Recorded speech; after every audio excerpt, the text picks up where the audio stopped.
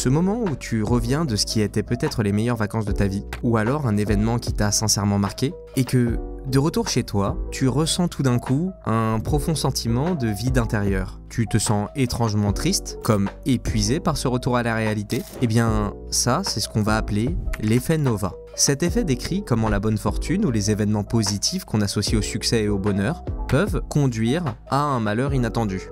Mais évidemment, à première vue, ça semble étrange et ça fait pas beaucoup de sens. Après tout, en quoi une bonne chose qui nous est arrivée nous ferait nous sentir mal? Mais c'est en creusant un peu qu'on s'aperçoit que lorsque les choses vont trop bien pendant trop longtemps, il devient petit à petit plus difficile de faire face aux changements ou aux revers qui surviennent inévitablement. On apprécie les hauts de la vie avant de se confronter difficilement aux bas qui s'ensuivent. Et rendons à César ce qui est à Richard Wiseman et Daniel Gilbert, les inventeurs de cet effet. Et par inventeurs, je veux évidemment dire les personnes qui ont théorisé l'effet Nova, ou en tout cas qui lui ont donné ce nom. On n'a pas attendu qu'ils existent avant de découvrir la sensation de crash post-bonheur.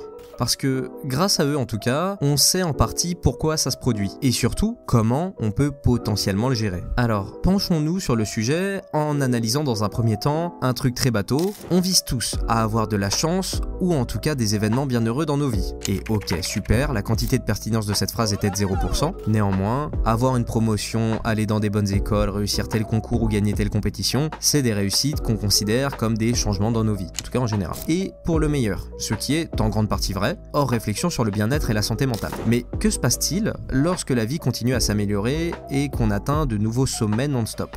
Notamment sur une période de temps relativement courte. Eh bien, ça c'est ce qu'on va appeler la tragédie de la chance. Et pour aborder cela, parlons d'abord de Michael Phelps.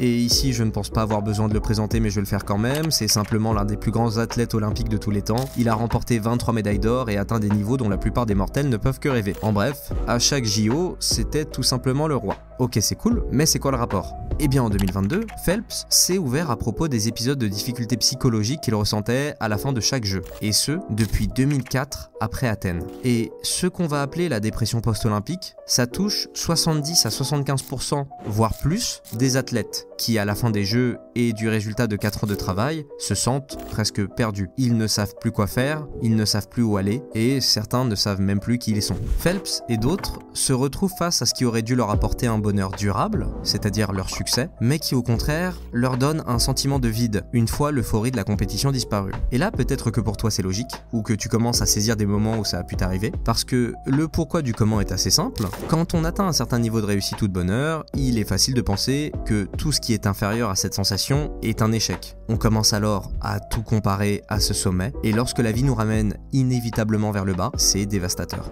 Et comme une drogue, plus on est au sommet longtemps, plus on en est habitué, et donc plus on en veut. Et ce qui était autrefois excitant devient la normalité, tandis que tout ce qui était la normalité devient un échec.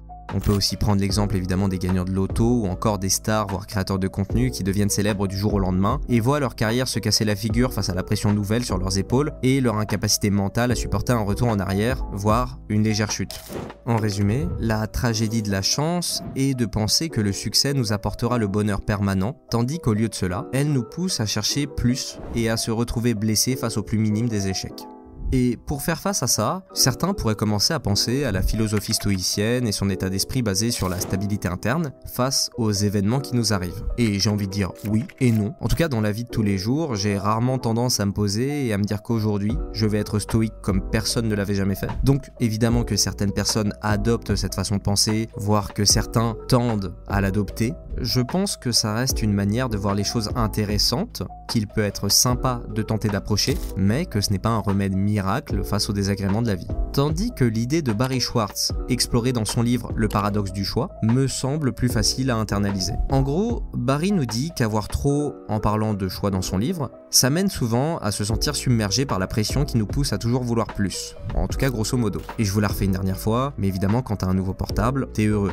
Mais très vite, ça va juste devenir le train-train quotidien. Et en fait, Barry pense que ça vient surtout d'un problème plus global, c'est-à-dire l'idée qu'on se fait du succès ou du bonheur. Si tu demandes à quelqu'un dans la rue, il y a de fortes chances qu'il te parle du succès en partie via le prisme de la réussite financière, sociale, matérielle, etc. Que ce soit via l'envie d'être connu, l'envie d'être riche, l'envie d'obtenir une promotion ou celle d'avoir une maison plus grande. Est-ce que ces envies sont mal et est-ce qu'il faudrait ne pas viser à obtenir ces choses ? Clairement que non. Mais est-ce qu'il faudrait peut-être revoir nos façons d'accorder de l'importance à ces choses ? Peut-être que oui. Peut-être qu'un burn-out au travail ne vaut pas vraiment un poste de manager, et peut-être qu'une médaille olympique, c'est pas le plus grand moment de ta vie. Et peut-être que là je suis en train d'abuser. Tout ça pour dire qu'à force de mettre nos objectifs sur un piédestal, on engendre plus de problèmes que de bien, et que l'effort constant sans réflexion peut apporter épuisement, déconnexion et insatisfaction, comme si la chose même pour laquelle on a travaillé se retournait contre nous. Enfin bref, à titre personnel, je pense que pour faire face à l'effet Nova, il y a 3 étapes importantes. La première, c'est de se concentrer sur nos expériences plutôt que sur nos possessions, et qu'elles soient évidemment matérielles comme immatérielles. Posséder une victoire à X événements ne devrait pas remplacer le plaisir du chemin parcouru pour y arriver. Ça ne veut pas dire que si tu es sportif, tu ne vas pas te faire suer et souffrir pour atteindre ton objectif, mais que tu ne vas pas en sacrifier ta santé sociale et mentale. Deuxièmement, aie toujours tes proches autour de toi. Pas besoin vraiment d'aller en détail ici, mais tes proches, c'est les personnes qui te connaissent pour qui tu es et non pas ce que tu as fait. C'est souvent d'ailleurs les parents qui sont les meilleurs pour rappeler que même si demain t'es président, tu pourras toujours te manger une gifle en cas de manque de respect. Et enfin, redéfinis ta notion du succès et du bonheur. Comme je l'ai dit, ce n'est pas seulement l'atteinte des objectifs, mais le chemin qui devrait être valorisé. Ça fait morale un peu bidon du style le vrai One Piece c'est les amis qu'on se fait tout le long du chemin, et j'espère que ça sera pas la fin du manga, mais c'est un peu vrai. La réussite de l'objectif, ou même son échec, ça permet surtout de se rappeler de tout ce qu'on a fait pour en arriver là. En fin de compte, l'effet Nova, ça nous enseigne que les hauts et les bas de la vie sont inévitables, mais qu'en changeant notre point de vue et en arrêtant de toujours chercher plus, en tout cas si ça en devient irrationnel, on peut prendre le temps de se poser et de réfléchir à ce qui fera notre succès personnel, non pas à un instant T, mais dans une vie qui débute du lever jusqu'au coucher. Salut.